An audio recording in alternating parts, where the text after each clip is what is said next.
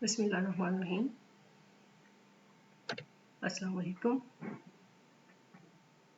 This is lecture number 1 for the subject organic synthesis, and the topic of today's discussion is principle and importance of organic synthesis, introduction to retrosynthesis and disconnection approach with a few examples. So the keynote concepts we are going to get today are as under. First of all, we will discuss organic synthesis and its applications. Then we will see different types of organic synthesis, and then what is the history of organic synthesis. Then we will go for methodology of organic synthesis. Then how we can make simple carbon-carbon bonds and carbon heteroatom bonds, in which we will discuss just carbon and nitrogen bond formation. And then what are electrophilic and nucleophilic carbons. Then we will go next for retrosynthesis or the disconnections. What is a retrosynthetic analysis, and different terms used in this retrosynthesis are synthon, synthetic equivalent, target molecules, and then after this we will go for methodology in organic synthesis, basic rules of disconnections, and what is functional group inversion, and then we will apply all these terms and methodologies for retrosynthetic analysis in the examples. So let's start with organic synthesis and its application. Basically, the synthesis or the preparation of organic compounds from simple starting materials is called simply an organic synthesis. Synthetic organic chemistry is very important because it has many applications. Synthetic organic chemistry can be applied for biological purposes, for medicinal purposes. We can synthesize different medicine from this synthetic strategies, and this synthetic organic chemistry is very important for the synthesis of materials like the polymers or nowadays nano materials, and it is also important to study the chemistry, the mechanisms of the reactions involved in organic synthesis.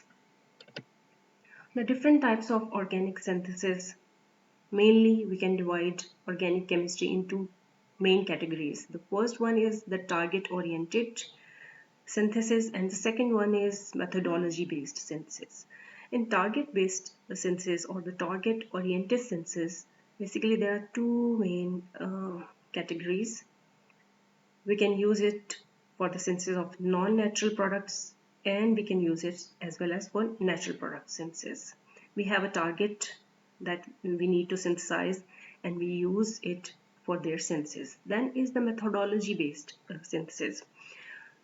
In this category, we can synthesize different reagents, catalysts, synthetic strategies can be adopted, and we get synthetic tactics.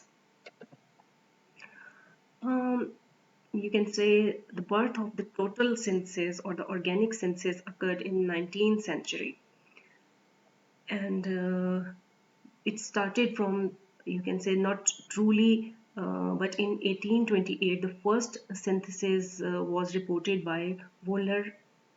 That was the synthesis of urea. Then in 1845 Kolbe coined the term synthesis. The most spectacular synthesis of 19th century was glucose, when the glucose molecule was synthesized in the laboratories. Because as we know, the glucose molecules is being synthesized in the plants. That's a natural synthesis of glucose. But in 19th century, the glucose molecule was synthesized in the laboratory as well. Since then, there are several outstanding syntheses that started. For example, acetic acid, glucose, acetic anhydride, etc. So that was the start of organic synthesis in the laboratories. So simple targets were considered in early days. Very simple molecules, as I told you earlier, urea, glucose, acetic acid, acetic anhydride, they were usually synthesized in the laboratories. These simple targets were synthesized by often starting with compounds which are closely related to the products that have similarities in their structures. These became impractical when the targets become more complex. Means these simple strategies couldn't be applied if we have a target compound that is complex structure. So to tackle this, higher levels of intellectual planning and skills are required. So, and better understanding of the reaction mechanisms should be there. A working knowledge of reliable reactions, the reactions that we actually can apply in the laboratory for the synthesis of complex molecules. And we should have a proper understanding of stereochemistry, conformational analysis as well. And we use new spectroscopic methods, for example, proton NMR spectroscopic techniques, carbon-13 spectroscopic techniques, and mass spectrometric techniques to confirm that we have synthesized these compounds, or you can say the synthesized compound or the target molecules are the same as we expect them to be the product when carrying out the reaction. So all these spectroscopic techniques confirms that the target molecules have the same structure as we were expecting while doing the synthetic procedures. Introduction of new technique like synthetic analysis helps a lot in achieving the synthetic synthesis of complex target molecules. Methodology in organic chemistry. There are two main types of methodologies that an organic chemist usually use for the synthesis of organic compounds. Number one is convergent synthesis and number two is divergent synthesis. In convergent synthesis, this is a strategy in which reactions occur in series. Just like here, you can see if we start from A is converted into B, and then B is converted into C, and then C is converted into D. So this is basically a three-step reaction. Convergent synthesis is also called linear synthesis. So in this linear synthesis, the overall yield quickly drops with each step. Means if we have 50% of the product while going from A to B, when B is converted into C, it further drops, the yield further drops, and we get 25% yield at C level. And when this C is converted into D, this overall yield for D is further dropped to 12.5. So this is the disadvantage of convergent synthesis, that the yield of the final product, that is the D or the target molecule, is very low. Then comes divergent synthesis. The divergent synthesis, the molecule, a simple molecule, a central molecule is used on which the successive reaction takes place. So we have a central molecule with the different functional groups around it, and these functional groups are, you can see, are the center of the reactions. At that centers, the further reactions takes place. This type of synthesis is used to increase the efficiency of reaction and to get the higher yields of the products. Divergent synthesis aims to generate a library of chemical compounds by first reacting a central core molecule with a set of reactants. The next generation, or the second product, the first product we get is the next generation of the compound is generated by further reactions with each compound in generation 1. This methodology quickly diverges to large number of new compounds. So A generates A1, A2, A3, A4 and A5 in generation 1, and then this A1 generates A11, A12, A13 in generation 2, and so on. We go with A2, A3, A4 and A5. So we get a library of the compounds or the products. So here is a schematic diagram of divergent and convergent methodologies used in organic synthesis to synthesize dendrimers. So this one is the divergent synthesis, as I told you, that we use a central molecule or the core molecule. Here you can see these are the sites or the functional groups where the further reactions takes place. These reactants then react with these three functional groups, give you this molecule, and then we can these further have the functional groups here, and in next step these functional groups react and we get this product. And then you see we have a lot of functional groups here, functional sites here, and in next reaction these functional groups react and we get the target molecule. In divergent synthesis, the number of reactions per growth step increases. As you can see, as the number of active site or the functional group increases, the number of reactions per growth also increases. Slight structural defects occurs in large products, in large molecules. This is a disadvantage of this divergent synthesis. The net mass increases. While in convergent synthesis, we start from a small, simple starting material, and through a chain of reaction, we get the final product. The number of reactions per growth step remains constant because we don't get many of the functional groups or the functionalities. There is only one functional group here to react further. So advantage of this convergent synthesis is that defect structures more readily separated. Means if we get some defect, we can remove it at the same step before going for the next step. Net mass decreases. Either we use divergent synthesis or convergent synthesis, the organic compounds can be synthesized from starting material that have functional groups. So functional groups is the main requirement for the synthesis of organic compounds. What is functional group?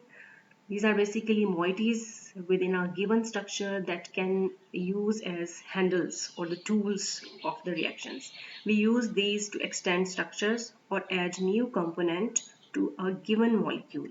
These groups are said to be reactive in comparison to ordinary carbon-carbon or carbon-hydrogen bonds. Hence, we could say that these functional groups are the active sites of the molecules.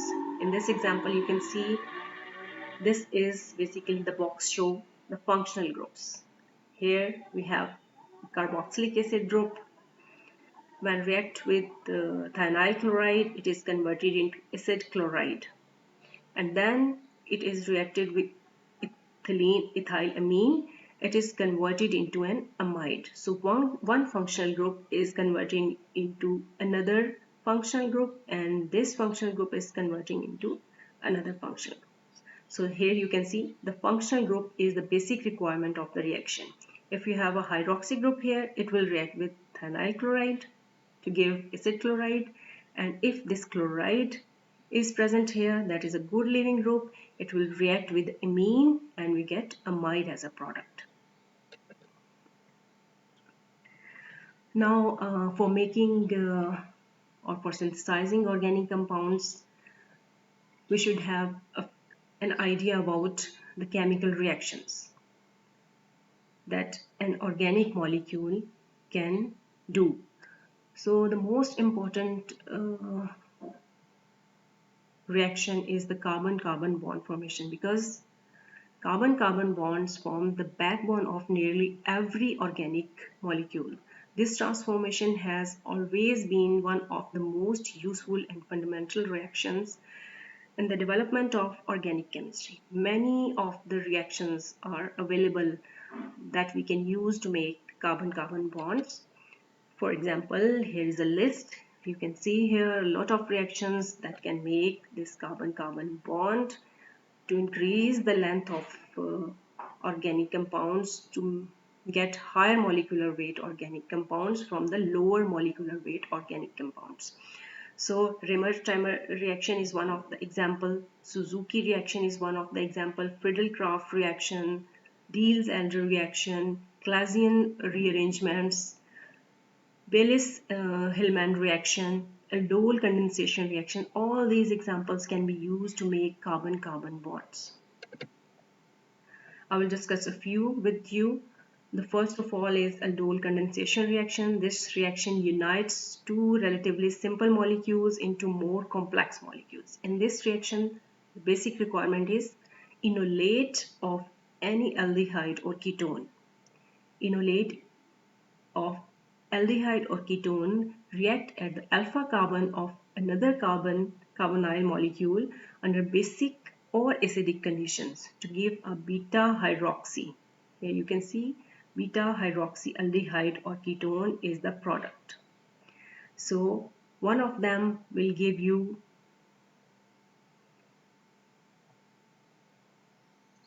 an anion in basic conditions, and it will react with another carbonyl compound to give you this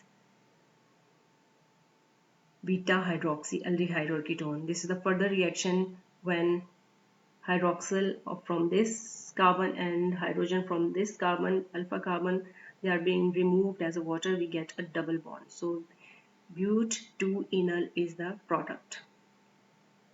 Here you see we have joined a carbon with another carbon and we get a higher molecular weight organic compound from two lower molecular weight organic compounds. Baylis-Hillman reaction is another example of carbon-carbon bond formation, in this reaction, the reaction takes place between alpha position of an activated alkene. This is activated alkenes, and here is the alpha position, and an aldehyde, or generally any of the carbon electrophile, anything that is electrophile.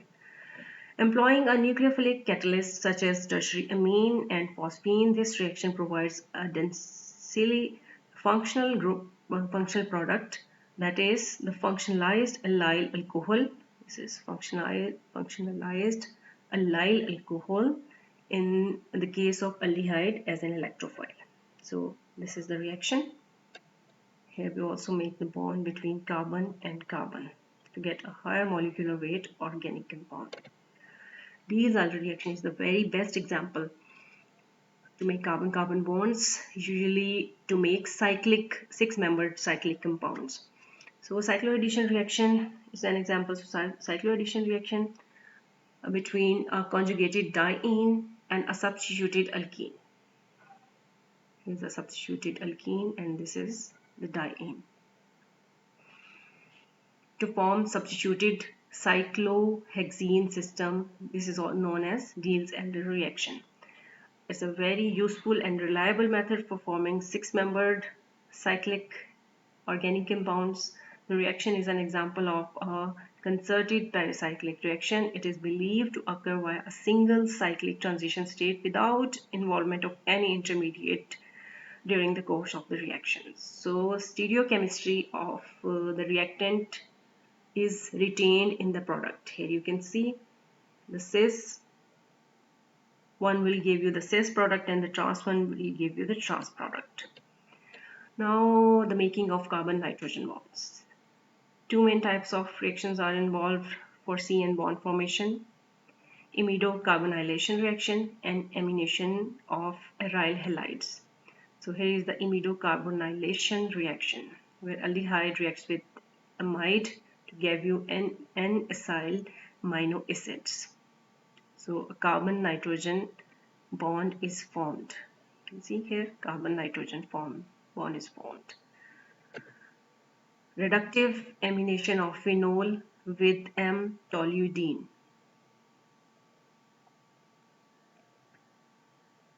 And you can see the phenol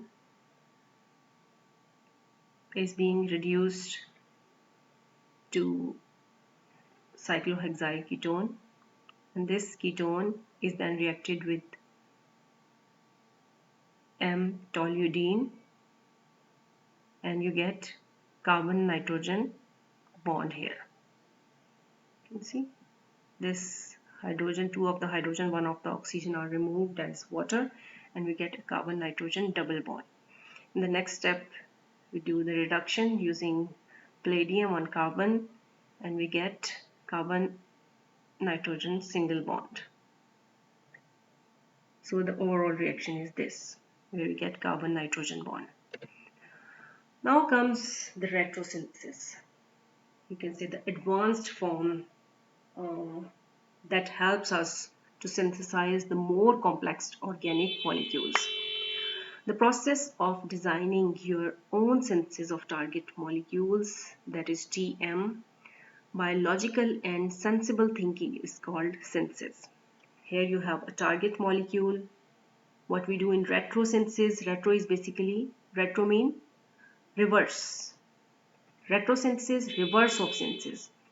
What we do in synthesis, we start from simple molecules and we get the product. What we do in retrosynthesis, we have a target molecule or the product. We break it and we go back to the reactants or the smaller fragments.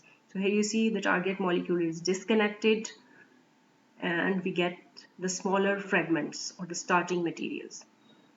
So you can say retrosynthesis is basically the target based synthesis. We have a target and we synthesize it.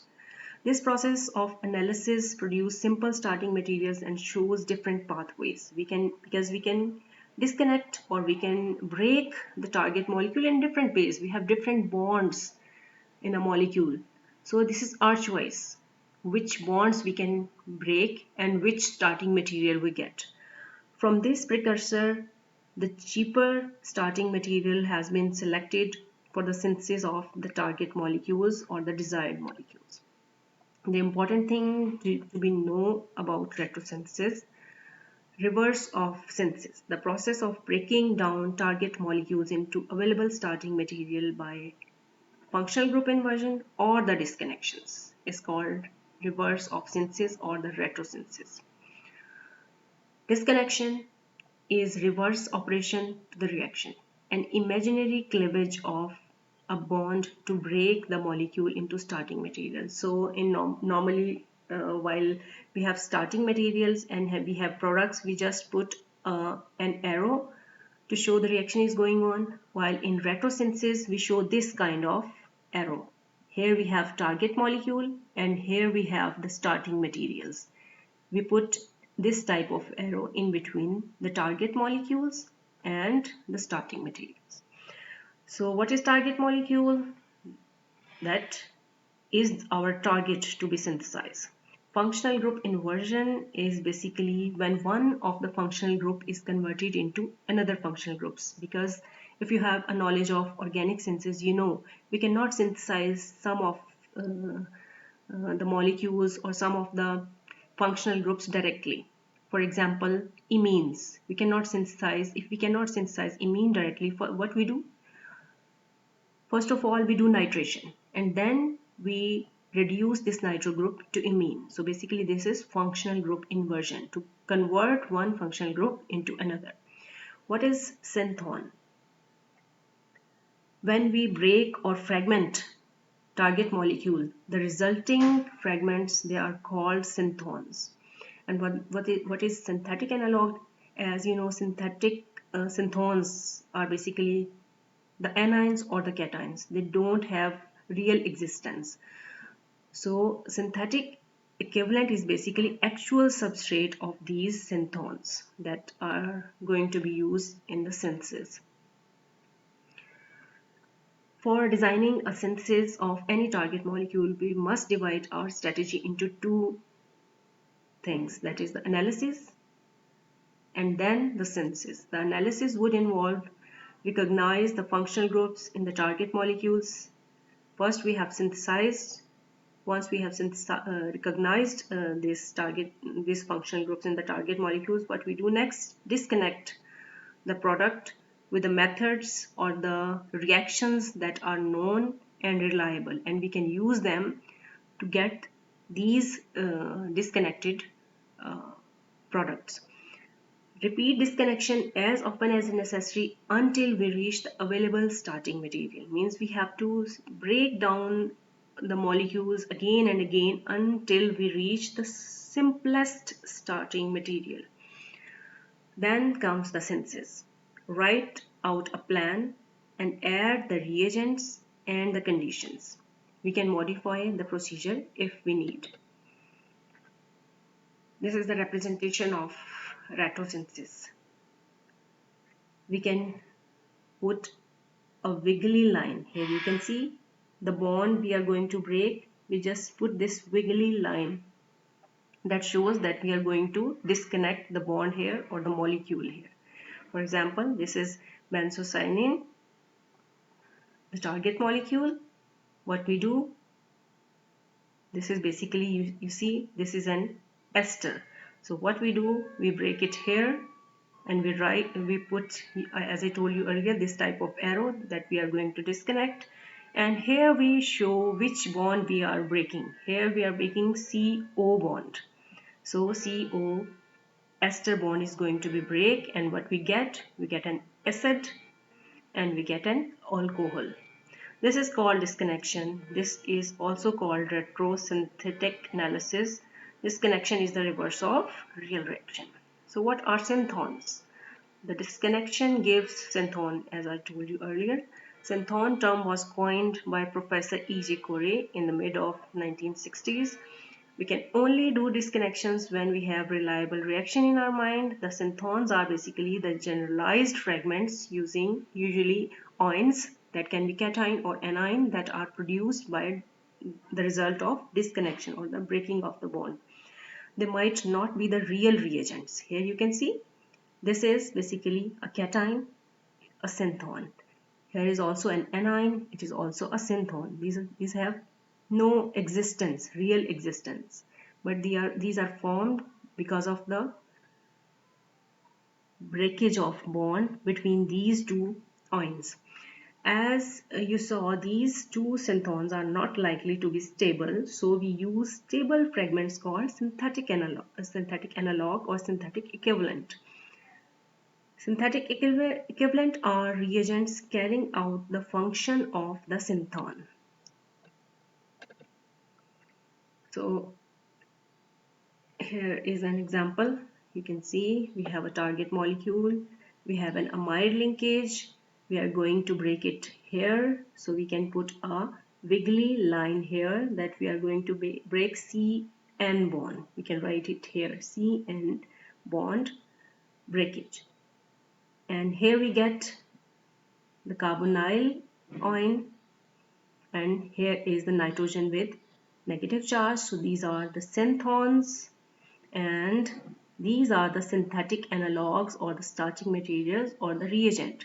This is the synthetic equivalent. You can say acid chloride is the synthetic equivalent of this cation, and this imine is synthetic equivalent of this synthon. Here is another example. If we have a bond between an alkyl group and alkyl group, we will break it, the wiggly line. What are the synthons? Are positive and are negative. These are the synthons. And what are the synthetic analogs or equivalent for these synthons? For this are positive. It can be alkyl bromide, alkyl iodide, or any of the ether or the tosyl. For are negative, as we know, negatively charged alkyl groups only exist when they are in the form of alkyl magnesium bromides, just like this, where magnesium is electropositive, or alkyl lithium. So these are the synthetic equivalents. So here is another example. We have a target molecule. We are going to break it, CC bond breakage. There are two paths we can break it. The path number one, where this phenyl gets the negative charge, or the N becomes anion, and this carbon becomes positive. So these are the synthons, and the synthetic equivalent is this one. and synthetic equivalent of this positive charge is acid chloride or acetyl chloride. The second way, here it gets the negative charge, maybe it can get the positive charge, and in reverse it will get the negative charge. So now you have to tell that what can be synthetic analogues of these two synthones. So this is your assignment. So here you see ethanol. We are going to break it here, path 1 and path 2. In path 1 this gets the positive charge, in path 2 this gets the negative charge, in path 1 this gets the negative charge, and in path 2 this gets the positive charge. So in path 1 the synthetic equivalent for this methyl cation is methyl bromide. Now you need to suggest the synthetic analog for this anion. Okay, so in pathway these are the synthones. Synthetic equivalent, as carbon is having negative charge, as I told you earlier, whenever carbon is having negative charge, it should be methyl magnesium bromide. So here is the synthetic analog of this synthon, and this is the synthetic analog, that is formaldehyde for this one. Here is the synthesis. If we need to synthesize it, what we can do, we can start from this. Suggests us we need methyl magnesium bromide and formaldehyde, so we use both these. What happens, negatively charged carbon attacks on the carbonyl carbon and we get this intermediate, and when it is treated with acid we get the target molecules. The second approach is functional group inversion in retrosynthesis. So writing of one functional group in replacement of another so that this connection becomes easy and possible to get a starting material available in the market. Functional group inversion is necessary for functional group protection, because there are many functional groups that need protection so that they cannot involve in the reactions. So here you see alcohol is being converted by functional group inversion into an ester, and acid is being converted into a cyanide. Here is the alkyl acid, aryl acid, that is being converted into its cyanide so that they cannot be involved in the reactions. Simple example of functional group inversion is, this is our target molecule. What we do, it is an alcohol. We do the reduction. By reduction we are converting alcohol into an aldehyde group. What we do in the synthesis, we are just going to take this aldehyde, that is acetaldehyde, and we are going to reduce it using sodium borohydride to get our target molecule. Another simple example is this ethyl alcohol. What we do, we are converting this one functional group into another functional group, from alcohol to an alkene, right? And what we do for the synthesis, we just take ethylene and treat it with acid and we get our target molecule, that is ethanol. So another important thing, that is functional group addition. Acyclic or alicyclic saturated hydrocarbons are usually unreactive. We know this. Disconnection of such hydrocarbons are difficult because hydrocarbon is a compound having no functional group, which is guiding signal for disconnection. So what we do functional group addition. We do some kind of addition, just like here we converted this simple alkane into an alcohol, and then we disconnect it and we get an anion and a cation. These are the synthones, and then these are the synthetic analogues of these synthones. Another example of functional group addition is benzene. What we do, we can do two types of functional group additions. Number one, we can convert it into an imine. For amine, what we can do, we cannot do amination of benzene directly. So first of all, we convert it into nitrobenzene, right? That is a very easy reaction using nitric acid and sulfuric acid. And then we convert this nitrobenzene through functional group inversion, that is the reduction of nitro group to the amine. So this is the way we get aniline from benzene, through the process of functional group addition and then functional group inversion. Then there are some few rules, disconnection rules for retrosynthesis that we need to follow. Number one is the disconnection. This is the sign for disconnection. The disconnection is done mainly adjacent to functional groups. Wherever the functional group is present, we do the disconnection adjacent to that functional group, especially the hydroxyl group and the carbonyl group. And the example is this: we have this alcoholic group and we have this aldehydic group. Where we do the disconnection, this is the point of disconnection. So we get a cation and an anion, that are the synthons. Number two rule is a carbon-carbon double bond may be converted into an alcohol before the disconnection if carbon-carbon double bond is a part of a conjugated system involving heteroatom, right? This is conjugated system. This double bond is in conjugation with the heteroatom. Whenever this is the condition, what we have to do, we have to convert this double bond into an alcohol through the process that is functional group inversion. So the double bond functional group is converted into an alcoholic functionality. You see here, and then we do the disconnection here and we get these two synthons. So these are the first two rules of the disconnection in retrosynthesis. Then the third rule is in a conjugated or non-conjugated system,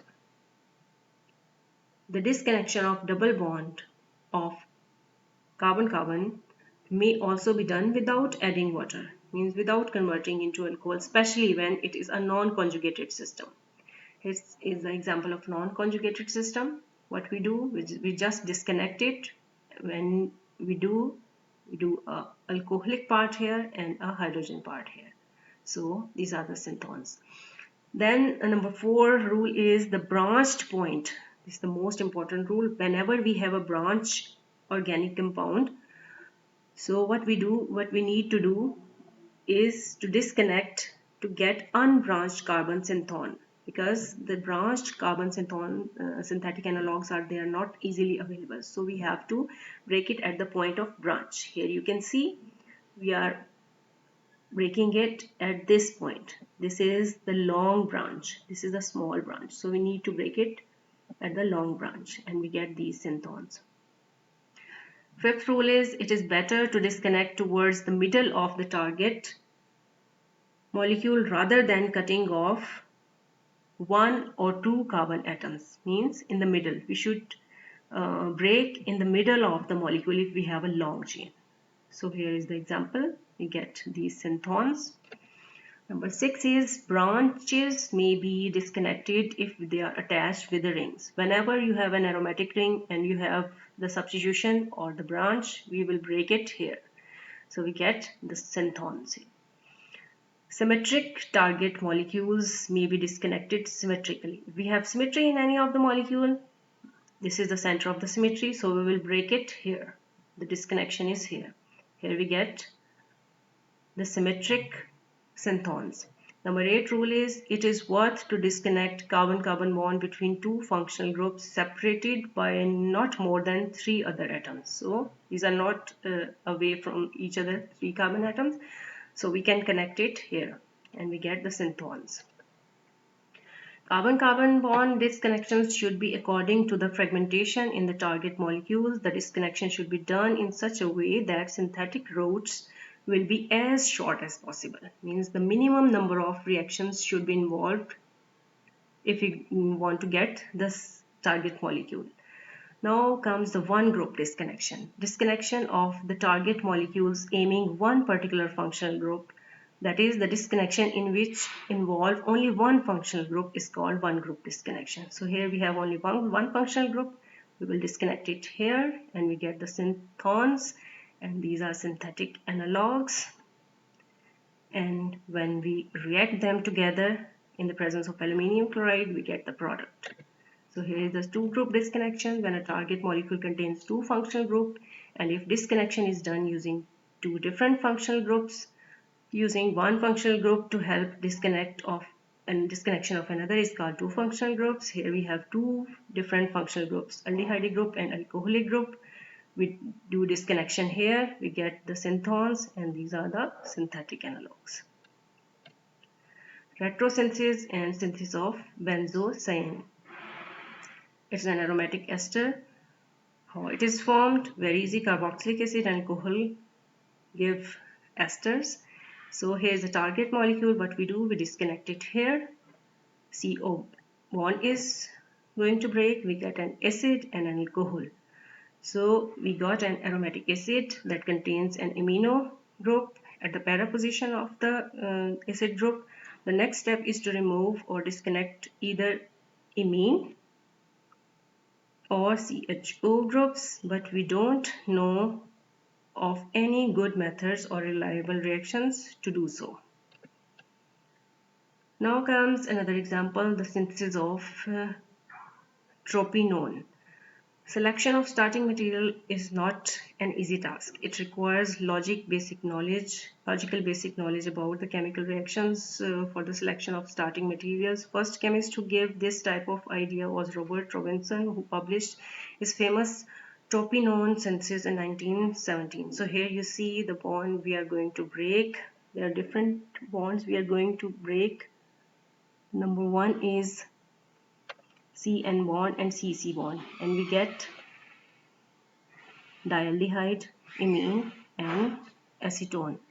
Tropinone is a bicyclic alkylide and synthesized by Robinson in a very short way. You see, dialdehyde and amine, diacid, they react together.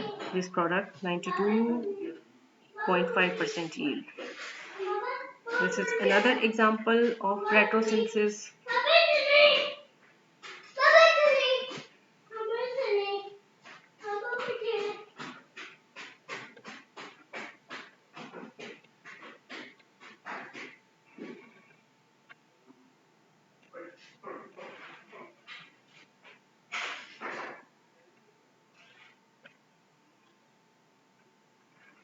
Another example of retrosynthesis is alpha beta unsaturated ketone, alkene, and a 5-member rings. This is the jasmine, an important constituent of many perfumes. So how can we do the retrosynthesis of this? Just by looking at the target molecules, what we can do, we can break it here. We get acetone. What we get here? Acetylene. And here we get formaldehyde. From here we get acetylene, and from here we get ethyl bromide. So this way we can do the retrosynthesis of this jasmine. An example of retroanalysis, a big molecule you see here, and it's not that difficult as you are thinking to do its retrosynthesis. This is basically chloramphenicol, and you know this is a very famous antibiotic that is being used in many to cure many infections, especially typhoid. And what we can do for its retrosynthesis, let's start its retrosynthesis. So we are going to disconnect number one, this group CN bond. We are going to break, we have to put a wiggly line here, and we will disconnect CN bond, and we will get these these are basically synthetic analog. I haven't put synthons here. I have directly put the synthetic analogs for these disconnections. So the second disconnection is here, CC bond is going to break and we get formaldehyde and an imine. Then is the important thing, that is the functional group inversion is required. What we do, we are going to convert this alcoholic group into an ketonic functionality. So we convert it to functional group inversion and alcohol into an ketone, and then ketone is we are going to connect CN bond here.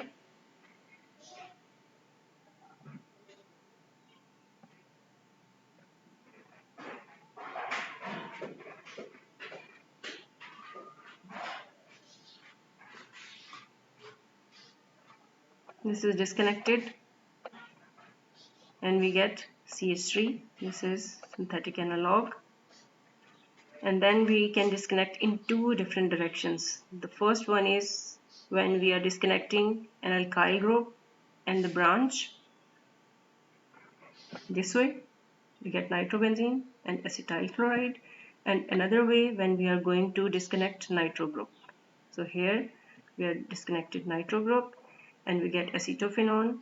From there we can do further disconnection and we break it here and we get simple benzene and acetyl chloride, and this what we get this acetyl chloride from simple acetic acid. So we can do the synthesis by using nitrobenzene and acetyl chloride in this way, or we can start from simple acetic acid, get acetyl chloride, and then we react acetyl chloride and benzene to get this, and we can go in a reverse direction through different steps to get this target molecule. Then is the retrosynthetic analysis using Diels-Alder reaction, as we discussed Diels-Alder reaction earlier, that these are being used to synthesize six-membered cycloalkenes. So whenever we have a cycloalkene as a starting material, we simply need to do is retro Diels-Alder reaction. What we can do, we just shift this double bond here, this single bond here, and this single bond here. So this will become a single bond, these will become the double bonds, and these single bonds will be finished, and here we will get a double bond. So these are simply the starting material or the synthetic analogs, synthetic reagents that can react together to give back us this target molecule. So here are the few assignments that I have already solved for you. What you need to do, just take this target molecule and do its retro by yourself.